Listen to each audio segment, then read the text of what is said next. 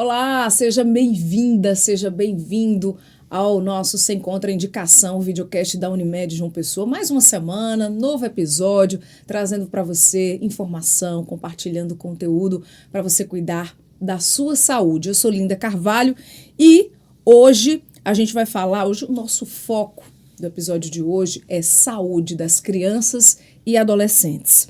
Nós vamos falar sobre câncer infanto-juvenil, chamando atenção principalmente, para o diagnóstico precoce e a importância dele, tá? De acordo com o Instituto Nacional do Câncer, o INCA, a estimativa de novos casos de câncer infanto-juvenil no Brasil para cada ano no triênio de 2023 a 2025 é de 7.930 casos. Ou seja, entre 2023 e 2025, a cada ano, 7.930 casos devem, ser diagnosticados. Quais são os sinais de alerta?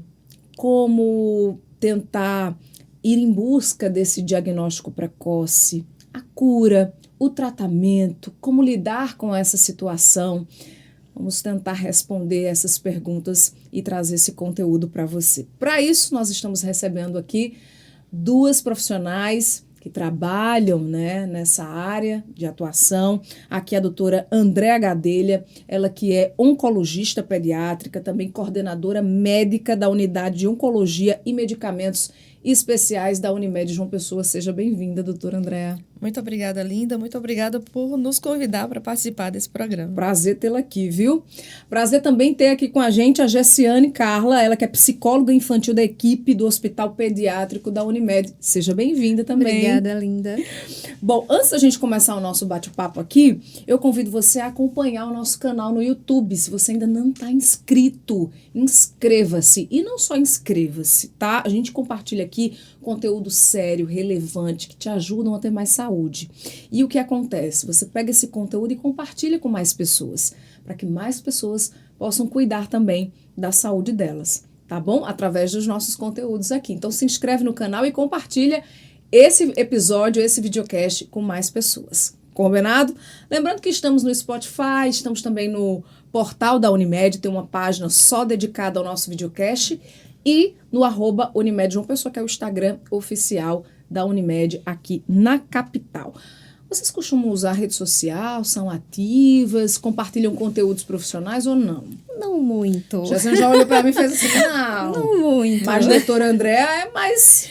Nem tanto, porque o pessoal a gente guarda um pouco, sabe? Porque hoje a busca pelas redes sociais é incessante, né? Todo mundo caça você através das redes sociais.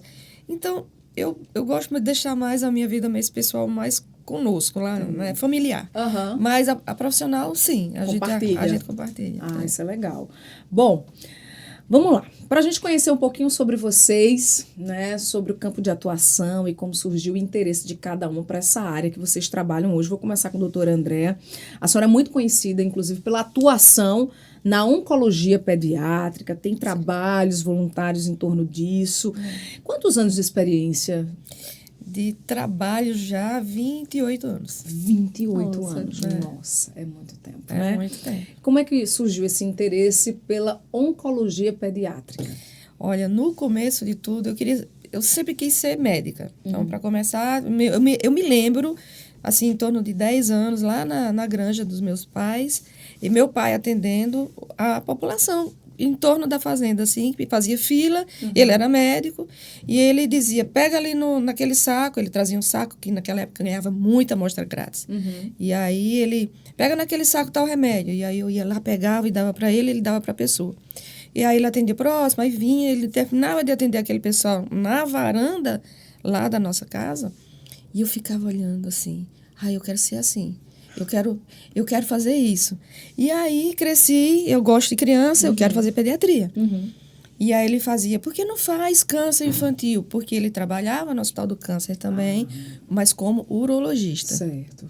Meu pai era Julê, médico, e aí ele dizia, faz oncologia pediátrica. Pai, eu gosto de criança, mas aqui não tem. Na Paraíba não tinha oncologia infantil. Aí eles, mas começa você. Eu disse, eu não sei, eu não quero. E aí eu fui fazer pediatria. Depois da pediatria, eu fiz um teste, eu vou fazer 2 meses em câncer infantil para ver se dá certo.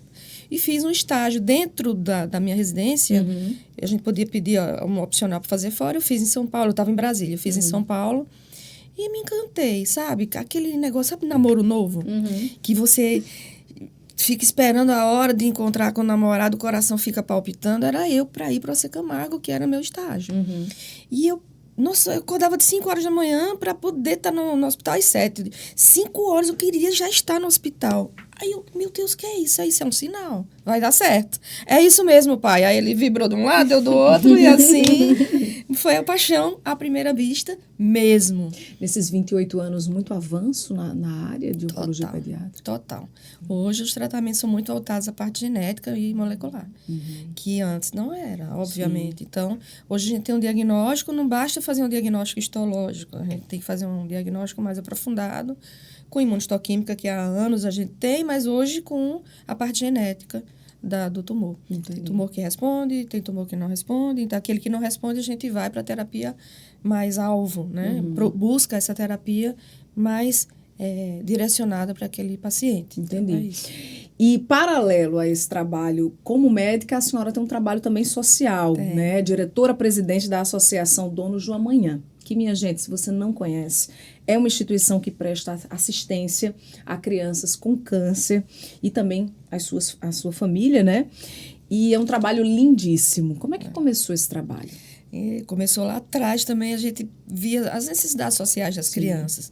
E a gente via muita criança desnutrida quando chegava para nós no hospital, que era o Hospital Laureano, aqui na cidade.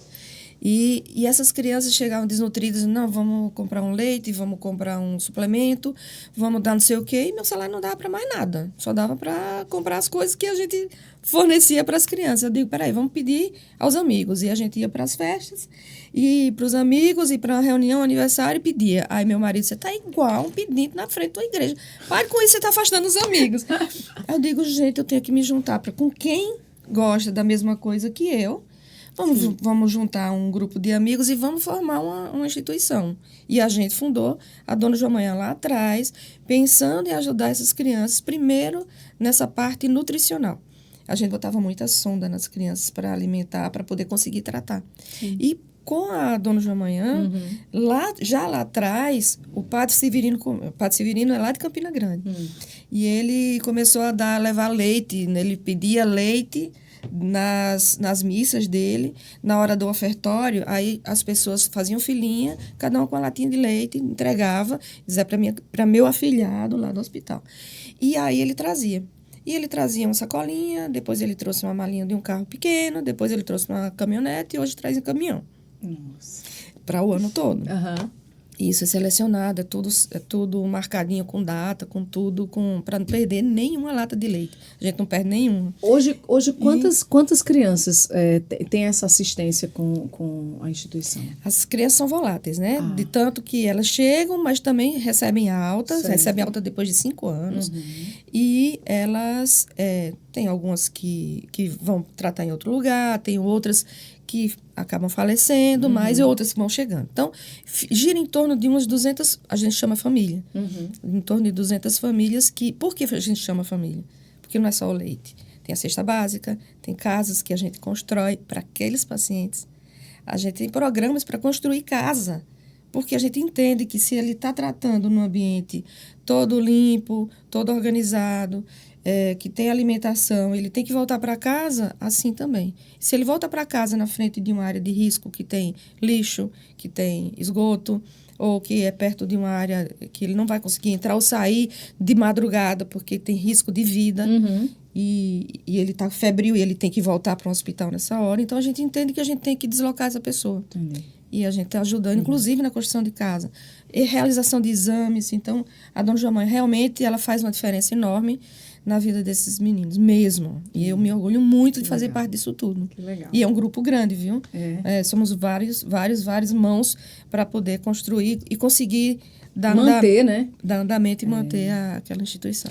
Gessiane, você se formou aqui em João Pessoa mesmo? Não, em Campina Grande. Em Campina Grande. Você é campinense? Não, eu sou pernambucana. Pernambucana. Isso, mas já me acho meio paraibana, que tem uns 12 anos já que eu então perambulo por aqui, entre idas e voltas, já me acho um pouco. E me conte, por que escolheu trabalhar com o público infantil? Então, foi durante a minha graduação, eu tive experiência de estágio em hospital, justamente em oncologia pediátrica. Foi o meu primeiro estágio ali dentro, e assim, é uma realidade completamente diferente.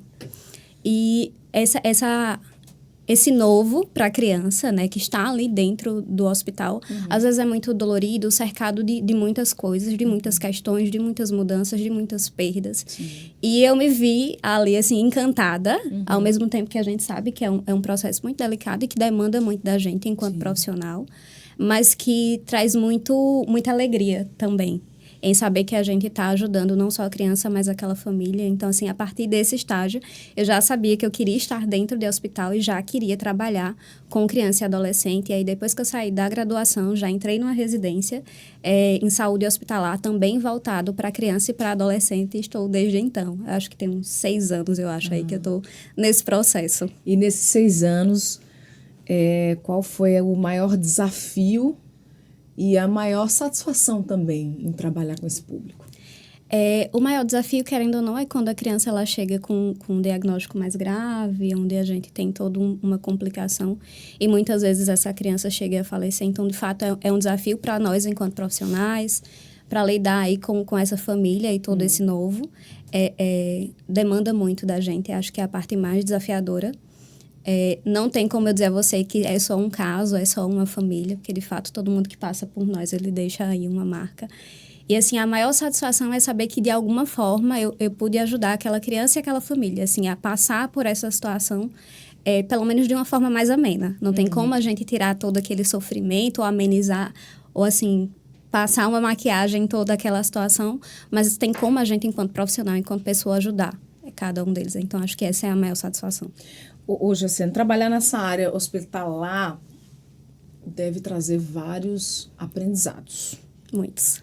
Qual que você, assim, destacaria para compartilhar aqui com a gente? Eu acho que estar dentro do hospital me lembra de viver a minha vida. Que é hoje, é agora, não é deixar as coisas para amanhã, para depois, porque o tempo urge. O tempo urge, ele não espera por nós, então o que a gente precisa fazer e precisa viver, precisa ser agora. Porque num piscar de olhos tudo pode mudar. E o hospital, né, ao mesmo tempo que é um lugar de vida, mas também é um lugar que traz muitas outras repercussões e lembra a gente dessa urgência. Concordo demais com você. Você disse que eu podia interferir. E vice-versa. Concordo demais com você. Tem um exemplo pessoal, né? Meu pai não me viu oncologista. Ele faleceu antes. Ele teve uma doença séria e ele não me viu. E ele falava o tempo todo assim, quando eu me aposentar, eu vou fazer tal coisa. Então, quando meu marido vem com essa história, quando eu me aposentar, aí eu disse, vamos fazer agora isso aqui. E aí eu dou meu jeito para que aquilo aconteça. Então, é hoje. Sim. Não deixa para amanhã. Vamos viver o hoje.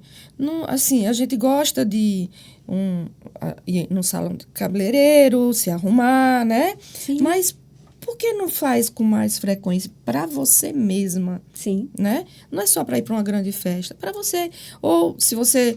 Às vezes, eu não dou muita importância para uma bolsa muito chique. Ou eu tô com um saquinho de supermercado. Para mim, tanto faz, é de verdade. Por quê? Porque eu vejo tantas outras coisas no meu dia a dia que aquilo ali perde o valor. A gente aprende a selecionar, na verdade, né? É isso. O olhar da gente fica muito mais direcionado. Então, tem coisas que a gente... Não, isso aqui é irrelevante, eu não vou nem me desgastar com essa situação, porque é essa aqui que merece, de fato, a minha atenção e o meu foco. Lembra a gente disso, né? Essa vivência em hospital. E a gente tem que viver Engraçado todo dia.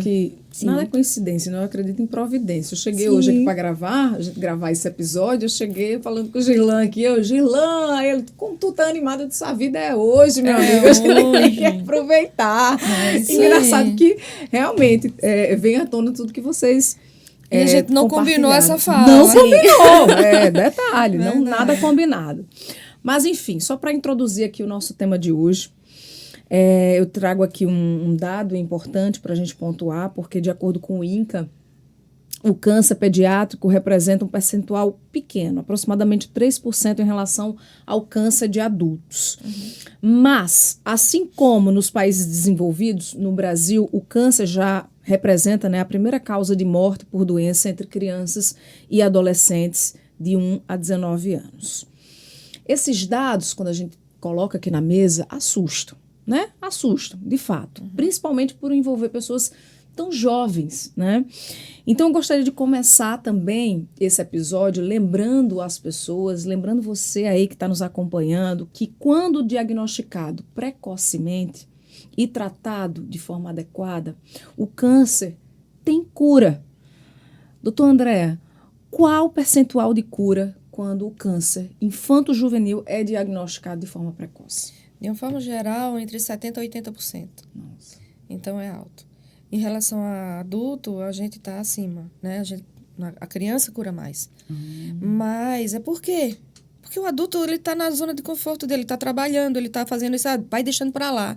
Então, quando ele vai fazer um exame físico, ou porque ele tem algum sintoma que já está aguardando há muito tempo, Sim. aquele tumor, aquele câncer, ele já está naquele paciente há bastante tempo. Ou seja, joga metástase. Na criança, a mãe leva com mais frequência para um pediatra. Graças a Deus. Né? E o pediatra ali, ele desconfia, assim, ele já tem preparo total para dar um diagnóstico bem precoce. E isso é fundamental para esse resultado aí. Então, a gente tem resultados melhores. Ah, mas a gente só culpa 3% do total de câncer. Sim, adulto tem muito câncer de pele. E, assim, que é um volume enorme, né? Aí depois vem câncer de mama na mulher, câncer de próstata no homem, câncer de pulmão. Então, a gente tem fatores ambientais envolvidos no câncer do adulto. Criança não tem fator ambiental. Ele vem, esporadicamente, ele vem por causa hereditária, ele vem um paciente que nunca teve nada hereditário, nenhum caso de câncer na família, mas vem naquela criança. Certo. Então, enfim... o que é importante para a gente é exame físico, é levar para o médico, é ele desconfiar de você que aparentemente não tem nada. Então, adultos vão para o médico também, tá? Façam suas prevenções, né? Eu acho que é muito relevante a gente reforçar essa questão da cura, porque eu acho que muitas vezes a visão das pessoas está muito voltada lá para trás, né? Para lá, quando a senhora talvez tenha começado todo esse processo, né? Entendendo o câncer como uma doença aguda e fatal. Mas hoje ela já é uma condição crônica e que ela é passível de cura. Então, as pessoas muitas vezes estão voltadas lá para trás, para essa ideia, e a gente, de fato, precisa reforçar que, de fato, é uma doença crônica e que é passível de cura. Então, Isso mesmo. Falando em cura ainda, o apoio emocional nesse processo de cura é muito importante, né? sim, com Para esse certeza. público mais jovem. Com certeza. E não só no processo de cura, Linda, mas durante todo o processo de diagnóstico mesmo, né? Assim, desde lá, porque o pai, os pais levam a criança lá para o pediatra, ele já tem uma desconfiança. E aí, então, essa família já fica abalada emocionalmente só pela suposição de uma doença e de que precisa de um oncologista pediátrico. Então, já mobiliza toda a família. Quando a gente fala de cura e fala voltado tanto para a criança como para o adolescente, está ligado à família. É uma coisa só. A gente entende que, de fato, é uma coisa só. Porque todo esse processo de reação e de enfrentamento da criança é oriundo dos pais, da postura dos pais também, assim, de como eles reagem, de como eles encaram. Então, é uma coisa interligada à outra. Quando a gente fala dessa percepção da criança e da reação, está muito ligado a esses pais. E, assim, uma coisa que a doutora Andréa faz, porque já peguei, assim, em alguns momentos, né, essa explicação e esse contato que ela tem primeiro com os pais, de chegar, de sentar, de explicar o que como vai ser o processo, para que essa família entenda, e a partir daí, a gente começa o nosso trabalho enquanto psicólogo de apoio, de suporte, para desmistificar uma série de coisas que ainda ficam, algumas fantasias que surgem, que aí a gente leva para essa realidade, para esse dado que a gente tem de cura aí de 70%, 80%, e de como está sendo esse processo. Então, assim, é uma junção, reação dos pais com essa reação da criança e de como é que isso vai se desenvolver. De fato, varia de família para família e de criança para criança. Tanto por fator de personalidade, por formas de enfrentamento que essa família, essa criança tem. O suporte e a fé, por exemplo, é uma coisa que é muito falada pelas famílias enquanto sustento. Assim, pode estar desabando como for, o diagnóstico que for, mas a fé está ali enquanto sustento. Então, assim, é o que traz sentido. Então, assim, Deus sabe por que aconteceu na minha família. Deus sabe por que é no meu filho. talvez eu não entenda completamente ainda aqui nesse mundo, mas Deus vai me mostrar em um outro momento. É Ele que traz sentido, é Ele que vai curar, seja de fato com uma cura física ou então com a criança vindo a falecer. Muitas famílias compreendem isso como cura também, assim, como vontade de Deus, assim, como um propósito. Então, assim, tudo isso influencia no enfrentamento de toda essa situação. Doutora André, tem diferença de um câncer numa criança, num adolescente e num adulto? Tem, total. Tem a partir da histologia. A doença é outra. Então, a doença na criança e no adolescente tem fatores embrionários envolvidos, são células jovens. Enquanto que no adulto, a maioria vem de células epiteliais, ou seja, células outro tipo de célula madura. Sim. Então, são histologias diferentes, para começar. E quando você estava falando, né, que a gente conversa muito com os pais, sim, aí depois que conversa com os pais, aí eu chego e a família, não, mas eu converso com a criança. Sim. Sempre conta a criança? Sempre tem que contar? Até o ponto que ela entende. Não precisa passar daquele ponto. Por quê? E a gente precisa levar em consideração a organização cognitiva dessa criança. A gente precisa saber como colocar as coisas para ela de acordo com as faixas etárias. Exatamente. A gente fala criança, assim, essa conversa com 3, criança... 4 anos, ela vai ser furada. Ela que vai para o hospital, ela que está ficando careca, ela que está com a boca estourada, ela que não está na escola dela. Precisa entender o porquê, né? Sim. Por que eles estão fazendo isso comigo? Eu fiz o que de ruim para ser judiada desse jeito? Então, a gente para, conversa no ponto, assim, de olho no olho, a gente se abaixa, fica no nível da criança e explica, olha, você tem um dodói, a gente vai ter que fazer um tratamento para esse dodói. Esse tratamento nem sempre é bom. Mas a gente vai tentar melhorar a condição para ele ficar mais aceitável para você. A gente vai ter lugar para brincar, aí a gente mostra na brinquedoteca, a gente vai ter muitas crianças aqui também para você interagir, aí ela vai prestando atenção. Isso pequenininho, o mais velho, o adolescente, a gente vai explicar o que é a doença, sim, e quanto tempo tem de tratamento e qual a chance de cura dele. Aí vai dizer, mas vai dizer para aquele que não tem chance de cura? Nem sempre. Nem sempre. A gente não diz o negativo. Porque, gente, isso é uma surpresa para a gente também. Às vezes, a doença é muito séria e cura. Eu tenho quantos pacientes eu tenho estadio 4, que é o mais avançado, metastático, que a gente diz, olha, pela literatura isso aqui não vai dar certo. E dá, e tá de alta, e tocou o sino. Você perguntou para ela, qual que é que mais te emociona no hospital? Para mim é o sino. É tocar o sino de terminado o tratamento. Terminou este negócio. Este remédio parou de entrar naquela criança. Então, vamos tocar o sino para mostrar para todo mundo ouvir que tem mais alguém que está livre do câncer. Essa é a parte que me empolga. E é isso, às vezes a criança, o adolescente, ele quer saber quanto tempo eu vou tratar. Você vai tratar cerca de 8 meses, 9 meses, 1 ano, 2 anos.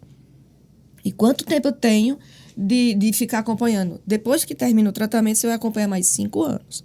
Mas não é todo mês. Então, cada vez que você vier, a gente adiciona um mês, você em casa. Então, você vem menos vezes depois que termina o tratamento. E eu ainda vou ter que ser furado, vai ter que fazer exame, para a gente saber se está tudo bem. Então, são essas informações que eles trazem para a gente. Eu pergunto, o que é que você precisa saber?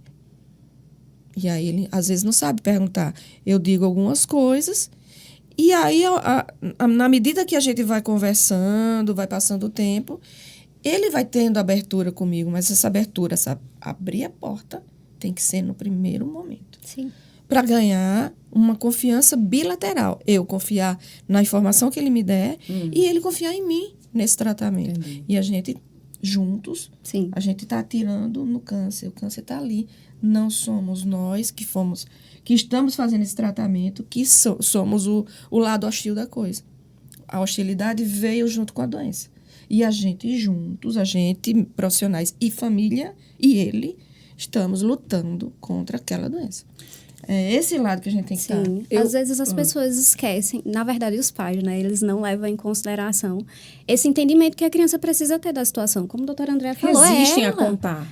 Sim, Existem. muito. A gente tem casos recentes, inclusive, assim, de vivências que eu tive, que os pais optaram por não contar num primeiro momento a criança. Isso é muito injusto.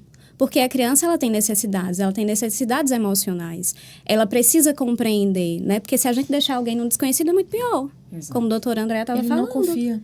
Isso. Então, assim, a criança, de fato, ela precisa compreender toda essa situação e reforço, de acordo com aquilo que ela consegue entender para a situação. Até onde ela consegue Isso, compreender. porque a Claro, gente, de fato, tem uma construção cognitiva. Então, a criança de 0 a 2 anos, ela não vai ter essa compreensão de mundo. Já uma criança, a partir desses 2 anos aos 7, ela vai conseguir imaginar um pouquinho mais as coisas, mas ela ainda é muito... Uma característica da criança dessa idade é o egocentrismo. Então, assim, ela acha que o mundo funciona da forma dela, todo mundo sente da mesma forma que ela, e às vezes até esse egocentrismo leva para esse lado do adoecimento, assim, no sentido de que eu não comi a comida toda que a minha mãe mandou, então por isso eu tô doente.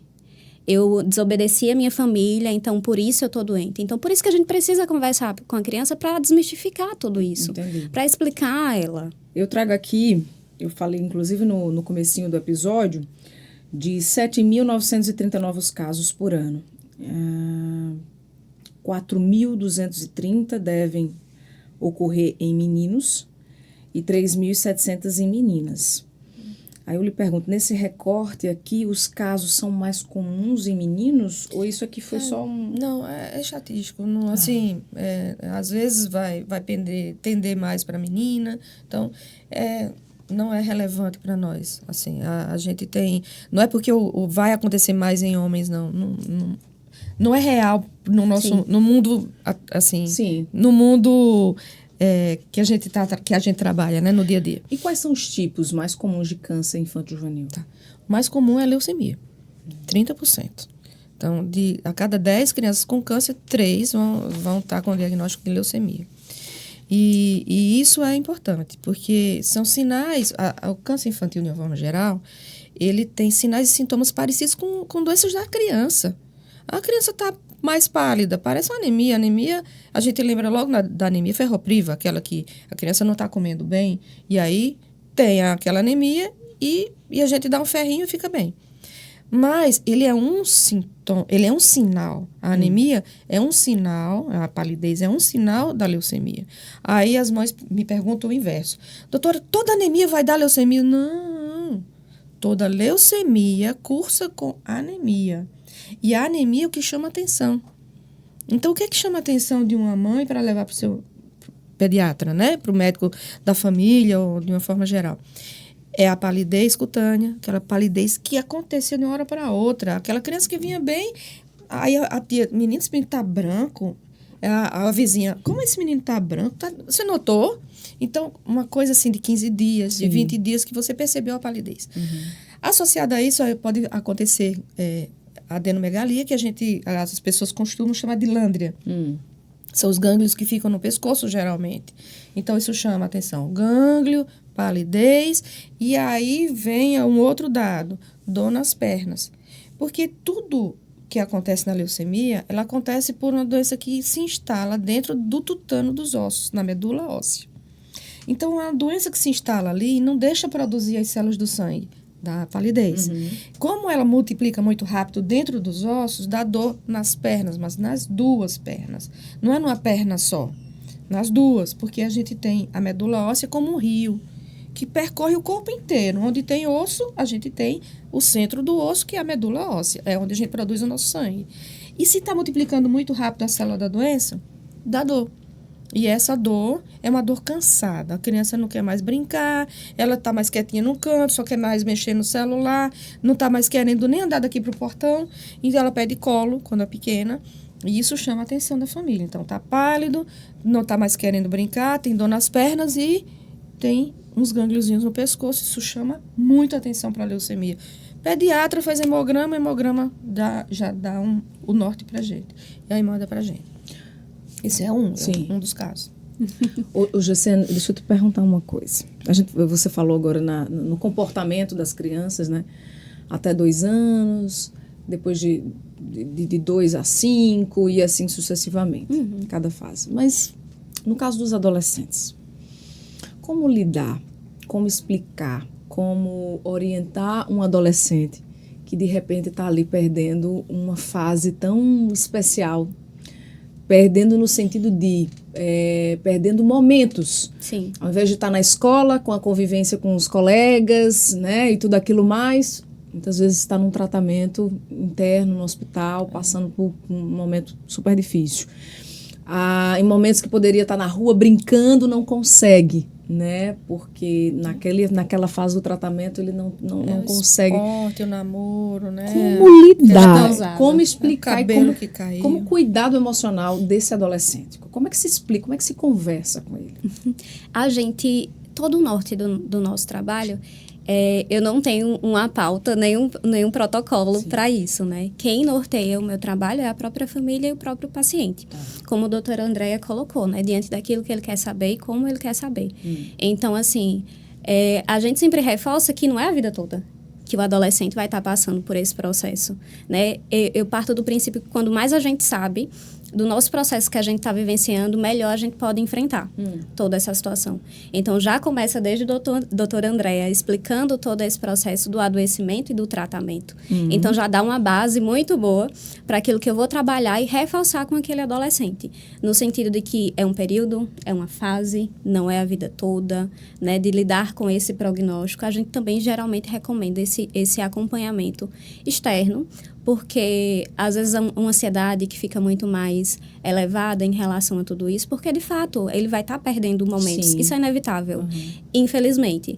Mas assim, é por um período, é por uma fase, e utilizo muito do que ele me traz no sentido de fé, por exemplo, né, do que ele acredita, e a partir disso aí reforçar. Eu reforço, assim, como com os adolescentes, principalmente. Muitos deles trazem, de fato, a fé enquanto referência. Então, assim, eles acreditam nesse milagre, eles se voltam à sua fé, né? E o apoio da sua família também, que é muito importante. Então, assim, a gente se esclarece o máximo que a gente pode e lida com aquela realidade. A gente não escolhe não esconder, como a gente já falou. Então, assim, o cabelo não vai cair todo. Não vai cair.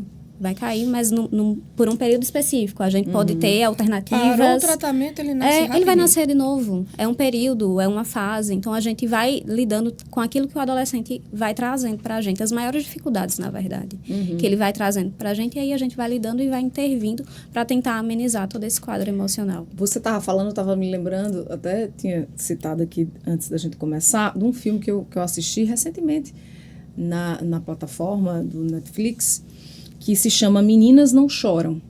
É um filme brasileiro de uma adolescente que é diagnosticada com leucemia.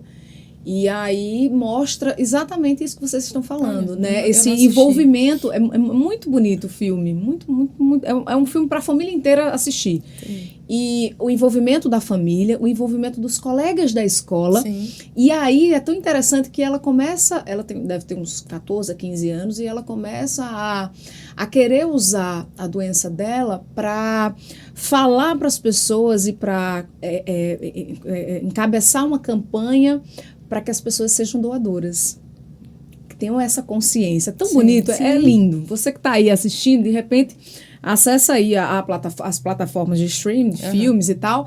Meninas Não Choram. É um filme brasileiro. Acho que eu assisti há um mês, eu acho. Tá. E fica aí a dica que tem tudo a ver com o que vocês estão trazendo aqui pra gente. Tem alguns adolescentes influenciadores que aqui no Brasil, inclusive, que eles também reforçam todo esse processo. Eu lembro de uma, eu não vou lembrar o nome dela, mas foi um tratamento de leucemia, ela é de Fortaleza. Então, assim, ela usou as redes sociais para, de fato, mobilizar a população em relação a ser doador de medula óssea. Sim. E a gente tem a Isabel, não lembro o sobrenome dela.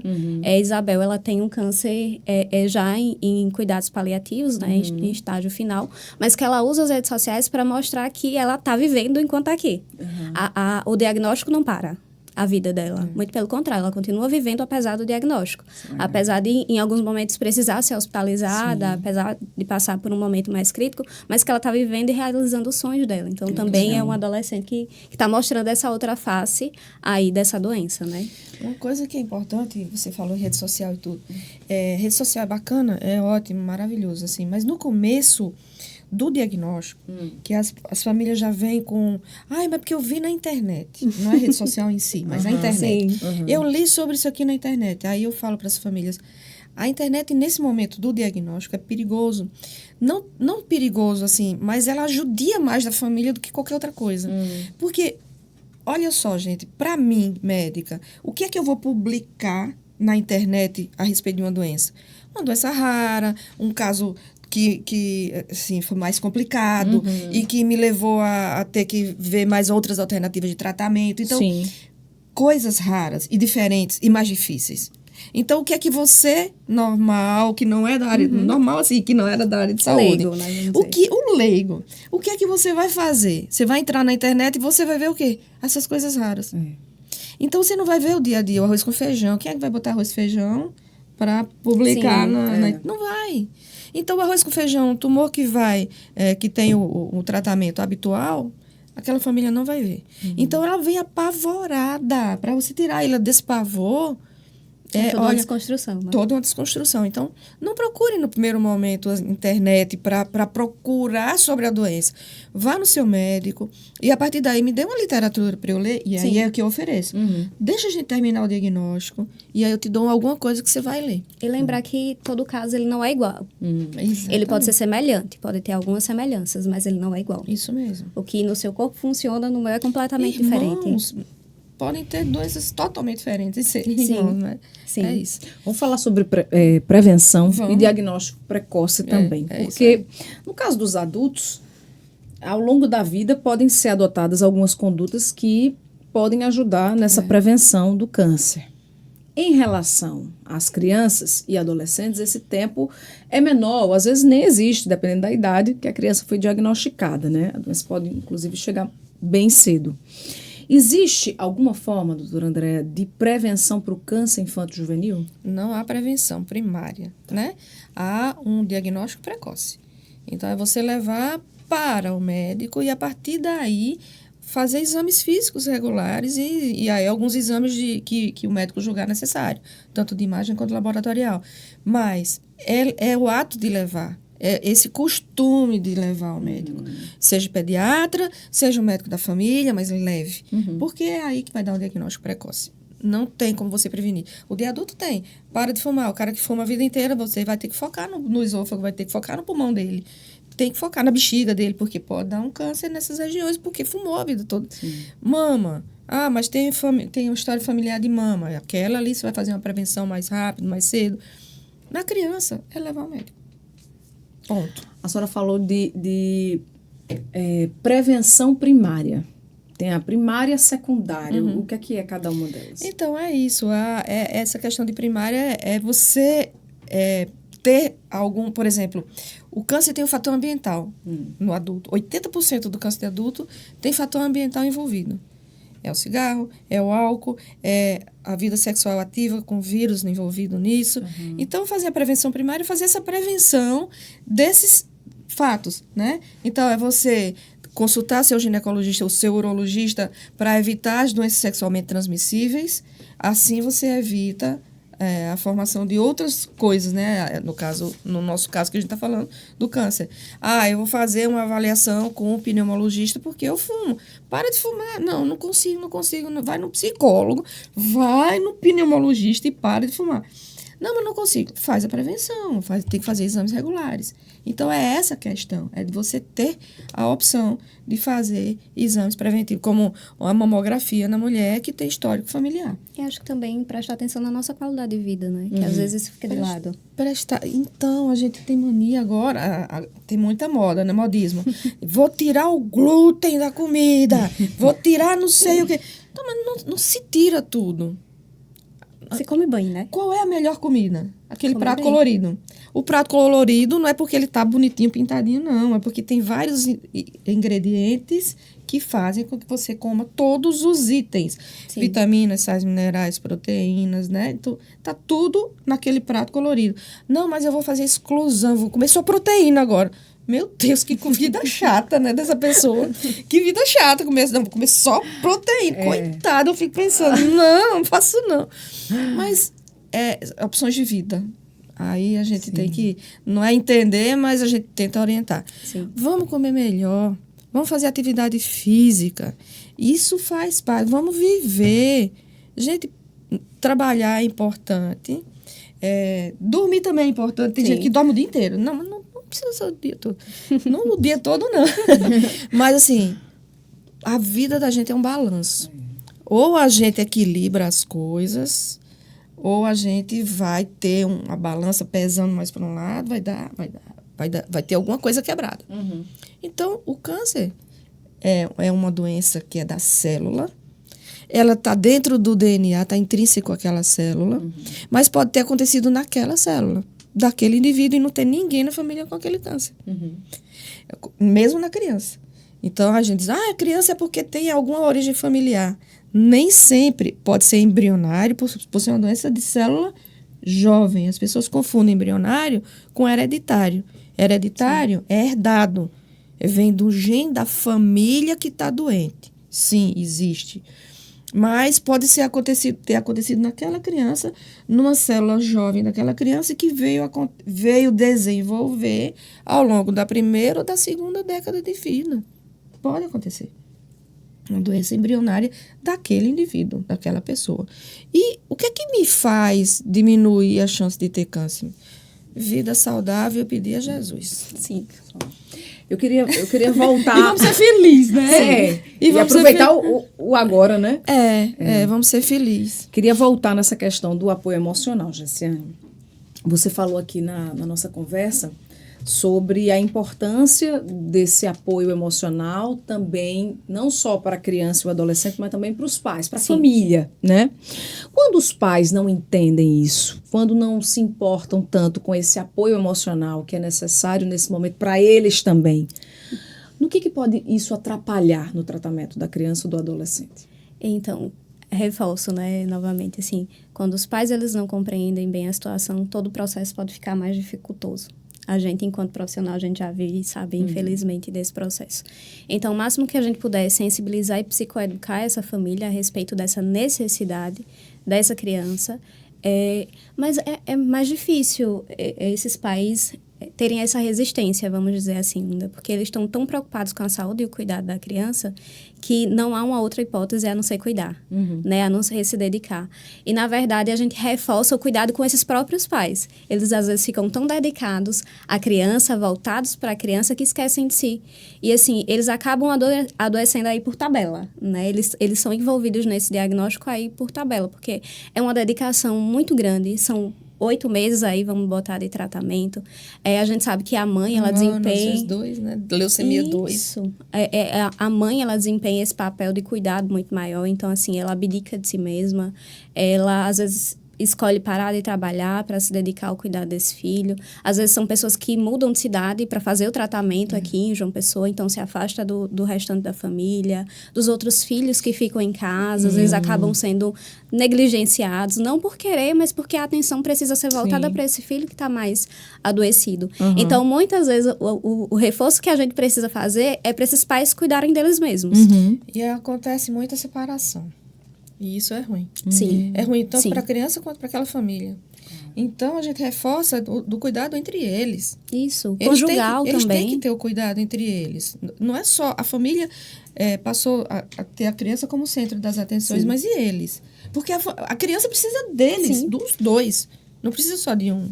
Né, Luciane? E, de fato, a gente tem essas estatísticas, né? Infelizmente, separação, nem todo mundo compreende quão desgastante e quão prolongado, na verdade, é esse tratamento. E, assim, existem pessoas que não estão dispostas, né, a encarar e passar por esse processo. Infelizmente, a gente não pode obrigar, né? Infelizmente. E uma forma de, né, aliviar toda a tensão, todo o estresse é fazendo ou incluindo na sua rotina, de alguma forma, coisas prazerosas. Por isso que aqui no nosso videocast a gente tem um quadro que se chama Mente Ativa. Que além de conhecer mais dos nossos convidados, a gente traz aqui exemplos de como, né, descompensar toda essa tensão do dia a dia. Bom, vou começar com a doutora Andréia. Já apurei, né, meus informantes já me passaram aqui, né, as informações de que a doutora Andréia gosta de plantas. Eu adoro. Gosta também de cozinhar, do mar e de filmes de romance. É isso? De preferência, filmes de Natal. Filmes bem tranquilos. No final só cai uma nevezinha, dá um beijinho e acabou o filme. Pronto, felizes para sempre. Você fica lá só assim sonhando, deitado no Conforta sofá. a gente, né? O marido fica já assistindo futebol e você ali com filme de Natal. Aí aqui eu tenho fotos, imagens. Isso é na minha, Isso na é minha morango? varanda. Na sua varanda? Eu ia à varanda do meu apartamento. Na varanda onde eu lavo o prato, fico olhando pro meu moranguinho. Olha aí, tá vendo? E esse cultivo de planta começou quando? Então, eu gosto comecei a gostar de cozinhar. Tá. E aí eu começo a plantar um manjericão, aí eu começo a plantar uma cebolinha, aí tá dando certo. Fazendo. Isso é cookies? Não, isso aí é um pãozinho. Um pãozinho? É um Tá pão bonito, hein? que eu aprendi. Tá bonito. Cheio de cimento o pãozinho. Eita, olha aí. Isso aí foi uma lasanha. Com molho Rapaz, branco. os pratos estão bonitos, deu até fome, viu? Deixa ser, deu. E aí, Nossa. olha, pizza. Foi. É uma mestre cuca. A mexe cuca. E a bagunça tá ali atrás. Mas faz parte, é sinal de cozinha viva, que é usada. Sim. Né? Isso é. E cozinha sempre, costuma cozinhar sempre. Sempre. Em casa, sempre. Olha aí o vídeo. Nossa! Essa hora, independente da hora que você está assistindo esse videocast, meu amigo, vou lhe contar, viu? Ficou bonito. Tava Olha gostoso. Aí nós temos apreciando o mar. Apreciando. Gosto do mar, Adoro, mas gosto de tomar adoro. banho de mar, gosto só de apreciar como é que é. Tomar banho e olhar o mar, pra mim, traz uma energia, traz uma paz. Eu botar o pé na areia, parece que tá descarregando tudo. Eu adoro. Isso ali é com minha filha. Olha e esse aí foi lá em Fernando de Noronha. Adoro também viajar e sempre tem um marzinho junto. Sempre tem um mar aí pra... Aí Olha com aí. o marido Mergulho. A gente mergulhou lá, mas eu nunca mergulhei na minha vida. Essa foi a primeira vez. Como é que foi a experiência? Foi incrível. Foi. Imagina. Eu vi um tubarão. Foi! E eu disse, meu Deus do céu. Aí João fazia, olha, os tubarões aqui, eles estão alimentados, porque tem muito peixe. Eu digo, e se ele não quiser peixe, ele quiser alguma coisa diferente? Eu disse, não, vai dar tudo certo. A gente foi. Que mais? Foi. Passa aí. Isso aí lá na Dona agora... João Amanhã foi Olha, uma que ação legal. da Polícia Militar, entregando as cestas básicas lá na Dona João Amanhã. Que bacana. Na época do Natal, que foi bem legal. legal. E eu sou militar também. Ah, é? É. Olha aí. Tá vendo? É. Que mais? Tem mais fotos? Acho que não, aí já foi outra coisa. Muito bem. Vamos lá, agora eu vou passar para Jessiane. Jessiane também tem uma colinha aí. aqui, uma listinha, são várias coisas. A Jessiane gosta de pedalar, de literatura, de gastronomia e também gosta de trabalhar o lado espiritual, além de estudar. É isso? Sim. Diferente do doutor André, eu não sou muito da cozinha. Né? Gosta de apreciar. Isso. Sou mais de ir no restaurante, conhecer um restaurante novo, algum prato diferente que não seja do meu dia a dia. Aprecio demais. Ah, entendi. Demais. E pedala Então, quantas vezes na semana? Foi recente esse hobby. É muito recente. Tô há uns 5 anos, acho que em João Pessoa. Eu nunca tinha ido pedalar na orla, todos esses anos. Então, se assim... apaixonou. Pronto. Comecei, Mais agora uma. não largo mais, porque, de fato, a cabeça, ela viaja, a gente se desliga. De fato, é muito renovador, na verdade. É verdade. E me diga uma coisa, da literatura, o que é que você está lendo atualmente? Atualmente, o que é eu que você gosta? tô lendo Machado de Assis, Eita, um A Mão clássico. e a Luva. Porque eu lia por obrigação durante o ensino médio, né? Aquela obrigação de você ler os clássicos para fazer o vestibular e o Enem. Isso. E aí, muita coisa de fato eu não lembro, eu lia por ler, e agora eu tô nessa perspectiva de retomar. Já li Saramago, já li Gabriel Garcia Marques, e agora eu tô em Machado de Assis. Olha Nessa que- descoberta aí, né? Nessa redescoberta, na verdade. Vou pedir dica de um livro. Eu gostei muito de Saramago, assim, apesar de ser português de Portugal, a questão da pontuação é bem diferente da nossa, mas o ensaio sobre a cegueira foi algo que me mobilizou muito, na verdade, né? Assim, que traz uma outra perspectiva, intermitência sobre a morte. É um tema, assim, que eu já li muito, na verdade, eu era muito dos cuidados paliativos e de ler sobre isso, porque, de fato, é algo que vai, de fato, acontecer na nossa vida, é inevitável. Então, assim, compreender esse lado e estudar um pouquinho mais sobre ele também, gosto muito. E como é que você tem trabalhado? Você falou aqui também que gosta de trabalhar esse lado espiritual. Sim, sim. Ultimamente eu comecei a frequentar uma nova igreja, né? Assim, sou evangélica agora, cristã. E tô tendo uma outra perspectiva dessa minha relação com Deus, né? Na verdade, assim, antes talvez fosse um medo muito maior de um Deus muito carrasco e agora é um Deus muito próximo. Um Deus que é amigo, um Deus que me orienta, que me ensina. E tô nesse processo aí de descoberta, né? Muito Tá bem. sendo maravilhoso. Olha aí, conhecendo um pouquinho das nossas convidadas.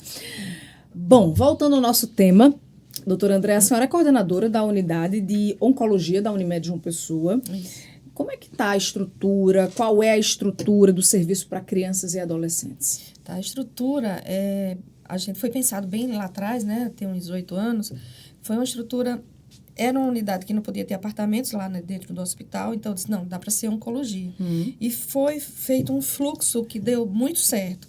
Tem uma área adulto, tem uma área pediátrica, a entrada tem uma recepção, onde a recepção tem um lugar para as crianças, tipo uma brinquedoteca, e aí você entra para o atendimento, tem uma porta para os adultos, uma porta para a criança, que é separado. Mas lá atrás, a enfermagem, ela dá acesso para as 2 unidades. Então, a gente tem uma área humanizada, é todo desenhado Lúdica. e voltado, bem lúdica, né? É voltado realmente para aquela criança. Então, assim, você entra, você não parece que está no hospital. Então, a nossa intenção é essa. É não parecer que está no hospital, porque não é justo a gente ter que conviver com a doença, ter que fazer tantas abordagens, né, de infusões de medicamento e ainda está no ambiente hostil. Frio, né? Não é um ambiente frio, nem muito menos hostil. As pessoas são muito calorosas, a equipe é maravilhosa, a enfermagem, a recepção, a farmácia. As meninas são fantásticas. O serviço social, nutrição, psicologia. Então, todo mundo está envolvido com o tratamento, além dos médicos, obviamente. Então, assim, é uma unidade que tem, sim, suporte para as crianças. E quando precisa internar, a gente interna no HPU, que é o Hospital Pediátrico da Unimed. Sim. E que também tem uma equipe totalmente voltada para a criança. Então, a gente está cercado de excelente condição de tratamento e humanizado. Essa formação de uma equipe multiprofissional, o quanto é importante para esse processo aí de tratamento e né, a cura? Mas é claro, se a gente não tiver uma equipe multiprofissional, por exemplo, eu preciso de uma vaga para internar, o serviço social me ajuda, ela corre lá, vai na regulação, doutora, a gente conseguiu tal vaga e tal hora, e a hora pode ser tal. Então, assim, essa interação que um tenta resolver porque o tratamento não é um item, não é você prescrever um remédio e ele vai magicamente cair na veia da criança. Não é assim. Então, tem que ter uma autorização de tratamento. A recepção tem que estar afiada para isso. Tem que ter a enfermagem que vai ser no catéter, doutora, vai ser na veia. A veia dessa criança não está boa, vamos ter que botar um catéter. E a gente já liga para a cirurgia infantil para botar um catéter. Então, é uma interação o tempo inteiro. O tempo todo. Então, a farmácia, doutora, o medicamento, esse medicamento aqui ainda não chegou. Dá para aguardar 24 horas? Sim, 24 horas, pronto, chegou. Então, é isso, é essa interação de a gente poder conversar com a equipe e organizar a vida da criança. Não é um trabalho de uma pessoa só. Nunca, né? jamais. A gente não pode trabalhar sozinho. A psicologia é fundamental. É a criança segurar na mão de alguém e dizer assim, eu tenho alguém para conversar e para contar. Então, o psicólogo do lado é fundamental para a gente dar um diagnóstico. Quando a gente dá um diagnóstico de um caso novo, se um psicólogo está ao lado, é outra conversa. Porque depois que você sai como médico, ele entra na parte... Ele já ouviu o que eu disse. Então, ele continua na mesma linha de pensamento e trabalha com o emocional daquela família. É outra história, né? É uma parceria. É uma parceria. Ainda falando nessa parte, né, do tratamento da doença, Jessiane, alguns efeitos colaterais, eles acabam acontecendo, né, nesse período, como, por exemplo, a gente falou aqui, a queda do cabelo, que está relacionada diretamente com a autoestima dessa criança, desse Autoimagem. adolescente. Como é que se aborda isso? Como é que se cuida disso? E aí vai depender da idade da criança, né? Da imagem que ela tem de si mesma, porque às vezes vai ser uma imagem de que ela vai estar feia, de que os outros vão rir dela, de que ela vai sofrer bullying. Então, assim, a gente prepara a família. Se essa criança, ela for já conseguir voltar para algum ambiente, já preparar esse ambiente, seja de escola, ou seja com algum professor que vai estar de forma individual. A gente vai preparando o que está acerca também da criança, não só a criança para esse processo, Sim. mas o que está acerca dela. E nesse sentido de que seu cabelo vai crescer. Ele vai voltar e fazer, às vezes, são outras alternativas, né? É um chapéu diferente, às vezes é um lenço diferente que você bota na cabeça para que a criança tenha essa autoestima renovada e trazida de volta. E a família também incentivando e fazendo todo esse processo, né? Às vezes a família corta o cabelo também para Isso. ficar junto. Isso. Isso acontece muito, muito. E, nossa... Identificação, né? Identificação. E você falou uma coisa lá no começo, Gessiane, que a criança, ela se espelha muito nos pais, e é real. Sim. Na hora que eu tô contando uma notícia ao pai ou à mãe, e a mãe começa a chorar, o menino tava ali sorrindo, brincando com alguma coisinha na mão. Arrega o olha olho. pra mãe e chora também. Então eu digo, opa, calma. Quando eu vou conversar com os pais, eu sei que tem esse lado emocional muito forte, vamos levar a criança para brincar ali, vai brincar ali um pouquinho, eu converso com a família. Isso agora, preste atenção, a gente vai conversar junto com a criança. Vamos tentar segurar um pouco esse emocional, porque não é justo a criança tá passando por isso e ainda sofrer porque você está sofrendo. E ela se espelha nos pais, qualquer criança. E aí eles caem em si e tudo segue o seu curso. Quais os cuidados para a criança ou adolescente que se curou do câncer? Vida normal? Vida normal depois de 5 anos. Assim, a gente faz, é o seguinte, depois de 6 meses que terminou o tratamento, a vida segue. Então, a alimentação qualquer, esporte já pode, então pode tomar banho de piscina, de mar, de praia, de tudo. Até então, a gente evita praia, piscina, evita não, a gente proíbe, porque tem fungo na água. E o fungo não é na pele que a gente está preocupado, é aquele fungo que ele respira, aquele fungo que vai para o pulmão, e esse é um problema gigante da nossa vida oncológica. Então, a gente não pode deixar que isso aconteça. Mas, quando termina o tratamento, a gente libera de tudo. Então, depois de 6 meses, está liberado, mas sob vigilância até os 5 anos. Sim. E aí, depois de 5 anos... Aí eles têm medo da alta. Eles têm medo da alta, né, Gessiane? É tipo assim, mas e agora eu não venho mais nunca? Tô livre agora? Mas assim, é bom, mas é ruim, né? Eu digo, não, é ótimo. É ótimo. É ótimo. Você se livrou. A sua estatística de ter de novo um câncer é igual a minha, igual a da sua mãe, igual a de outra pessoa. Então, depois de 5 anos... tá livre de mim. Eu posso vir no ano que vem só para dar um oi? Venha para dar um oi. Aí eu recebo foto de filho, do filho dele. Sim. Recebo foto. Eu tenho neto, né? Agora netos de pacientes, assim. É muito legal. Legal, então a gente legal. tem um outro lado da vida. Para E você ver que as pessoas show. se adaptam, né? À situação. Mesmo com todo esse processo sendo difícil, mas a gente se adapta e consegue passar. Consegue. E a cura existe. E a cura existe. E muitos Que sinos bom. são Olha aí, tocados. tá vendo? Gente, estamos chegando ao fim desse episódio. Queria muito agradecer a participação de vocês, mas antes da gente finalizar, queria deixar aqui o espaço para que vocês, enfim, compartilhassem com todos nós, com quem está nos assistindo, alguma mensagem, né, nessa vivência, nessa experiência que vocês têm trabalhando com esse público tão jovem, que muitas vezes tem que lidar com uma situação tão adversa. Você quer começar? Pode ser, acho que é reforçar aquilo que eu já disse no começo, da gente aprender a viver, né? Que às vezes a gente tá tão no automático que a gente esquece que a gente precisa viver durante todo esse processo. E também queria reforçar com os profissionais de saúde, né? Essa atenção e esse cuidado que eles precisam ter com essas crianças, essa humanização, essa sensibilidade e o cuidado com eles mesmos, né? Que estão com esse público, que para algumas pessoas é muito mais sensível, é muito mais delicado você lidar com a criança num processo de adoecimento, e nós profissionais também nos sensibilizamos com essa situação em que eles se cuidem também, que olhem para si, e também para os pais dessas crianças, que assim, é um conjunto, como eu já disse, né, de fato, eles precisam cuidar da criança, mas também precisam se cuidar, que eles também olhem para si durante todo esse processo de adoecimento e que ele tem um fim. Ele tem um fim. Começo, meio e fim. Isso. É isso aí. E que, assim, lidem com o câncer como...